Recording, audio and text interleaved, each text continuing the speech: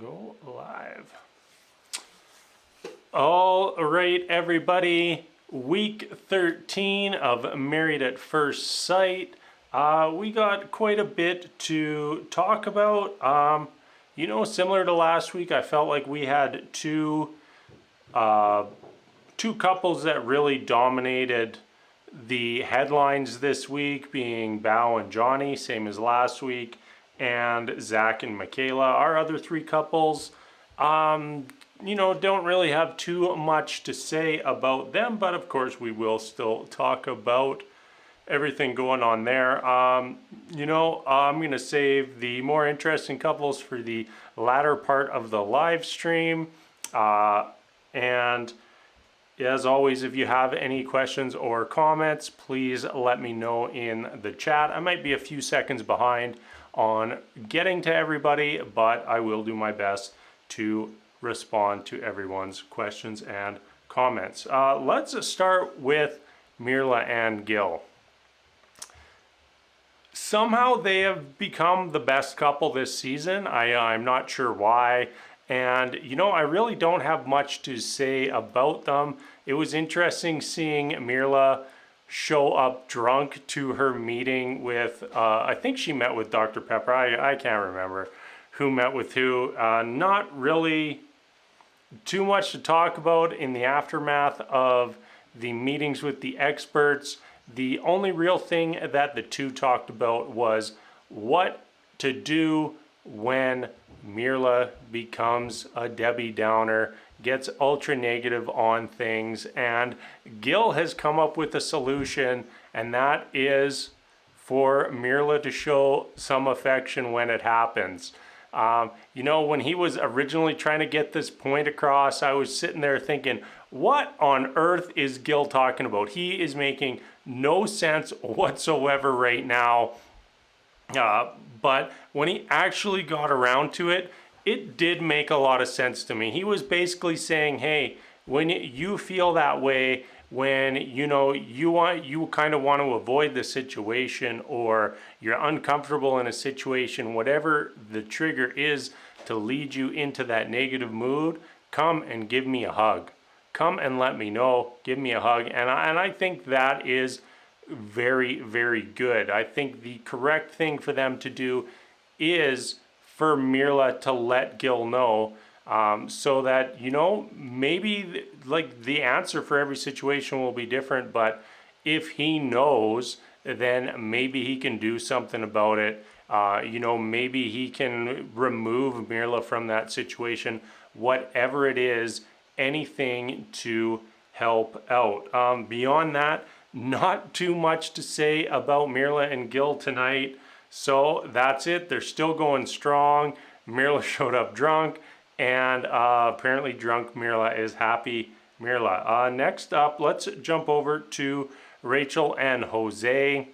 I always like to look at these situations as in, if you'd been together with someone for 3 weeks, I think that's what it was when Jose had his big blow up, and the person you were with reacted like that to a situation, why would you want to stay in that relationship? On this show, we see over and over and over again. I mean, we have like 3 couples this season that have experienced situations where you 100% would have broken up with that other person had you experienced those things. But because they're on this show, their whole point is to stay together for 8 weeks. We see people push through these issues, and it just cannot be healthy for the relationships. Like, I just am not buying that everything is fine for Rachel and Jose. It just, how can you have somebody treat you the way Jose treated Rachel? Like, we've saw the clip of him losing his mind and telling her to get the F out, and this isn't some boyfriend-girlfriend BS. All of that's just not good. It's terrible. And, all that Jose really gets out of this whole situation, it felt like, was that when Rachel feels uncomfortable in a situation that she wants to leave, that she wants to run away. And I'm sitting there thinking, you know, they just played the clip of you telling her to get the F out, and then she left, and apparently that's her bouncing. You know, if I'm with somebody and they tell me to get the F out, that's not me bouncing. That's you telling me to leave. Very, very confusing there. And I just feel like there's got to be another incident for this couple before we hit the end. I know the previews are just mainly focused on Zach and Michaela and everything that is going to happen there, but just really, really bothers me. All right, let's jump over to couple number 3, Brett and Ryan. Was interesting to hear Brett really express how confident she was that this marriage was not going to work. You know, like, I kind of thought that she was maybe still holding out hope, that she was having some positivity for the relationship and, you know, wanting to have that breakthrough with Ryan. And there she is sitting with Pastor Cal, and she's just like, yeah, no, we're done. We're done. There's nothing here. Let's move on. And then on the other end, Dr. Pepper, you know, talking to Ryan and saying that he just needs to try. Like, that's what she wants him to move forward in the relationship and do, is just try. And to me, that's like below what the minimum level of a relationship requirement is, to just try. It is so brutal. Unfiltered. Unfortunately, I don't get Unfiltered. I would love to watch Unfiltered after each episode. I do not get it. I don't know why that is. I'm in Canada, so it's not aired here, so I do not get to watch Unfiltered. I go straight into Couples Cam, which I'm not that interested in. Anyways, back to Brett and Ryan. You know, they had the meetings. They sit down together, and all of a sudden, Brett isn't willing to communicate with Ryan, and it was a total flip over that conversation that they ended on last week, where Ryan just could not get a point across and just mumbled out, hey, I'm not sleeping well, I'm gonna go sleep in another room.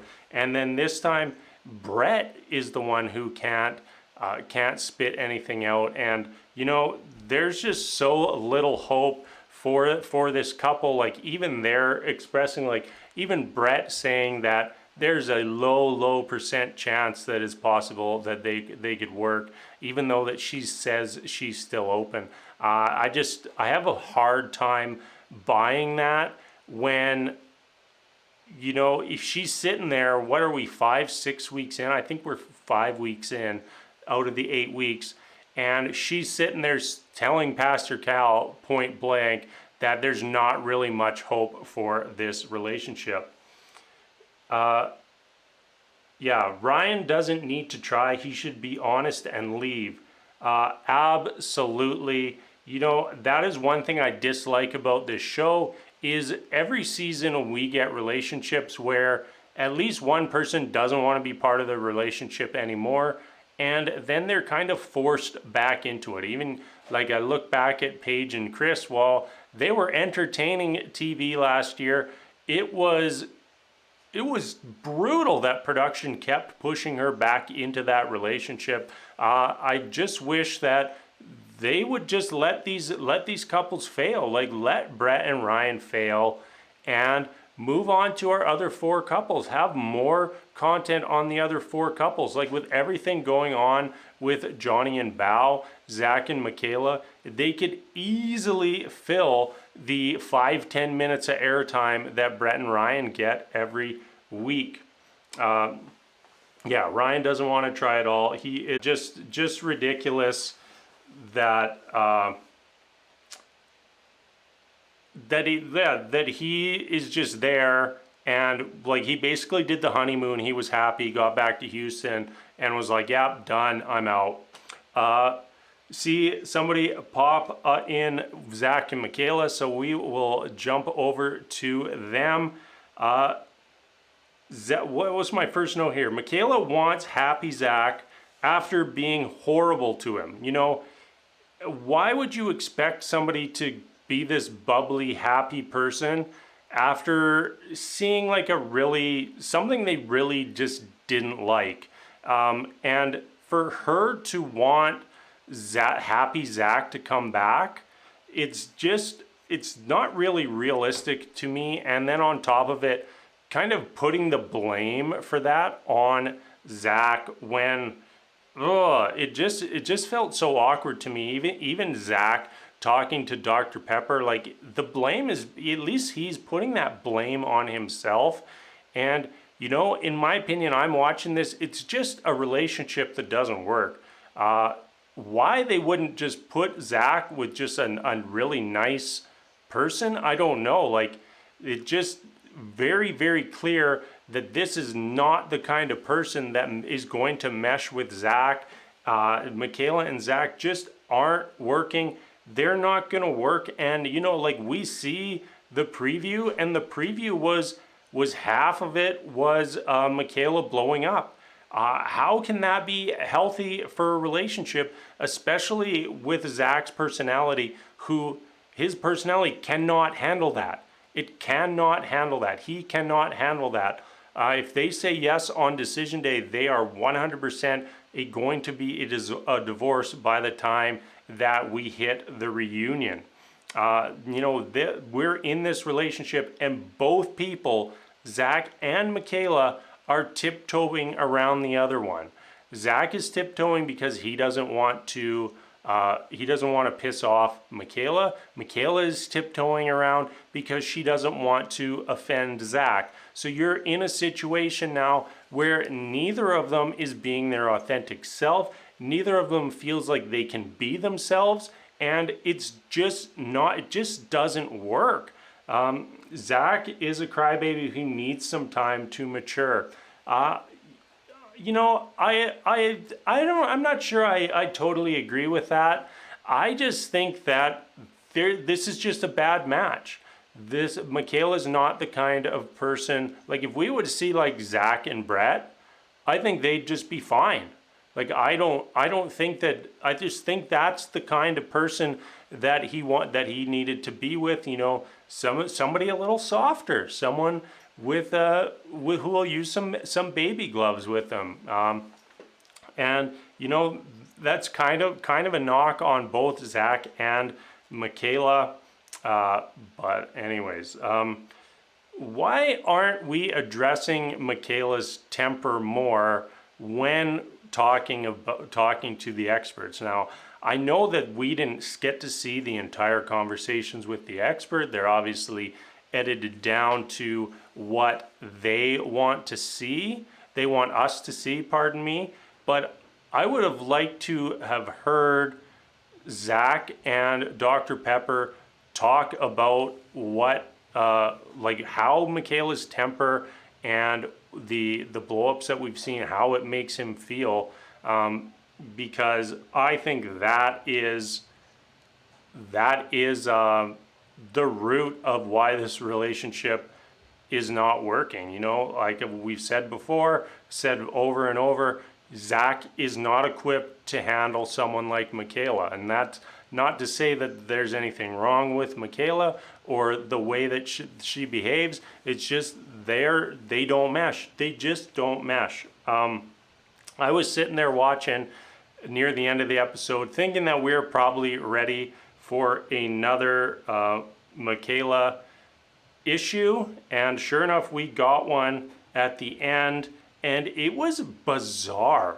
That little argument that they ended on was so bizarre. It was like miscommunication between the two. Zach was trying to say, hey, we both said if today was decision day, we'd say no. And then they'd both agree, like, yeah, we said that. And then Michaela would move on and say, yeah, but I don't know. and they were clearly not having the same conversation with each other. I think my stream just died, which is great as I get into the end of the juicy couples. I'm just gonna try something to fix this here. I don't know if I'm actually still streaming or not, but hopefully that might fix things. Maybe we'll cut out here for a second. Sorry about this, everybody.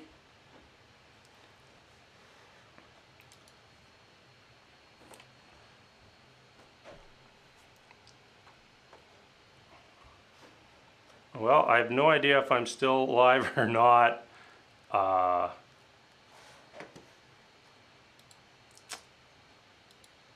But yeah, I guess I will just keep talking as if the stream is still going.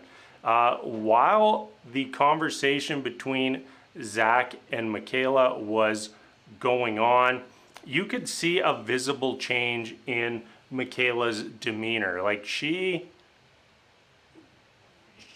almost seemed like a different person to me in that moment, even when compared to like the next scene when Michaela's saying, like on her diary cam, saying, "Hey, Zach moved out. I don't know where he is. I don't know what was going on." She had a totally different demeanor, totally different person. Very, very strange. And then we cut over to Zach talking with, I believe, his brothers, and letting them know that Michaela moved out. You know, bottom line, this relationship is just not going to work. It is just not going to work. There are just too many issues here. Their personalities just do not mesh, and this is just going to be a very clear no on decision day. All right, let's jump over to Bao and Johnny. Hopefully the stream is doing good again. I think I lost it there for a few minutes, but we just got to power through, right? Bao and Johnny. It really feels like Johnny only wants this relationship to occur exactly on his terms. You know, when we see Bao and Johnny have these arguments and these disagreements, where they fall apart is when Bao doesn't agree with Johnny, and then Johnny just can't handle it. It's like he wants someone ultra submissive who's just going to do exactly what he says, dote over him exactly how he wants. You know, you can't bake for Johnny. You bake for Johnny, that's a red flag. Like Bao should have known that Johnny didn't like baking. How dare she? It's that kind of attitude that really just shows how far Johnny is from even being close to being in a relationship. Like not even being married, just being in the relationship. Johnny and the cheerleader. Yeah, we'll get to that after we jump through some of these other issues. Johnny also, he seems completely clueless about what is coming out of his mouth. Even some of his lesser, not as nasty comments, like when you think about what they actually mean, like he's politely in moments saying, hey Bao, I hate everything about you. You know, there's nothing good about you, and things of that nature. And like, he doesn't word them that way, but like they hurt. If you're that person on the receiving end, they hurt. And it's hard to watch Bao just take these insults, big or small, over and over and over again. And yeah, Bao just needs to walk away. This is not someone that you want to have in your life, not even just in a relationship, in a marriage capacity, any sort of relationship, friendship. You don't want this guy in your life. I also find it interesting how Johnny was all sex, and sex seemed like a major motivator for him in the marriage, and then he didn't get sex the way he wanted. You know, it came out that Bao was a little bit more adventurous than Johnny. You know, Johnny wants that basic Caucasian sex, and that is not what Bao wanted. And then all of a sudden, Johnny doesn't want sex. You know, Johnny just wants to run as far away from sex as he can because it's not exactly on his terms. You know, they were laying in bed having their argument, and we get to see Johnny just, like, when Bao didn't agree with him, stand up, laugh at her, and then walk away. That is so immature, so childish, and absolutely not a quality that you want in your partner. It's just, I just hate this guy now. Like, I think back, like, my thoughts on Johnny at the start to now have changed so drastically. It is ridiculous. Oh, sorry, I lost my spot here. Yeah, you just cannot come back from the things that Johnny has said to Bao, and honestly, I wouldn't expect her or want her to ever forgive those words that Johnny said, because, like, he is vicious. Now, moving on to the advice section from our expert. I really hated Pastor Cal's advice to Bao was basically to do everything on Johnny's terms, to go back to square one, bring everything down to the most base level possible. And I really appreciated Bao not doing that. When they sat down for that conversation afterwards, she wasn't pulling any punches, and I loved it. You know, I loved seeing her go after him, and you can see him grinding his jaw while he's sitting there, just like he's another person who's just trying to contain his anger, and that's just not a quality that in someone that you want to see in someone that you're in a relationship. Like, maybe yeah, that is just such a red flag. And even Johnny saying that he tries to remove himself from conflict so he doesn't blow up, not realizing that that's a major red flag, that when he gets backed into a corner in a conflict, he's gonna lose it. That is what he's saying. That's what he's saying there. Not good. Like, yeah, maybe you need to cool down, but it seems like every situation he needs to cool down. And then Johnny's new step forward, his way of being better, immediately telling Bao how unattracted to her he is. This man is so full of crap, because we know at the start he was absolutely attracted to her. He was absolutely driven by sex with her. He wanted it. He needed it, and then all of a sudden now he's not attracted to her. No, if they didn't date 15 years ago, why would they date now? He'd rather be matched with anyone else on the planet. Just ridiculous. The man is such a hypocrite. He's not ready for marriage. Absolutely childish. He's trying to conceal his temper as best he can, and I can't wait to see Bao say no on decision day. All right, that is going to wrap things up for me tonight.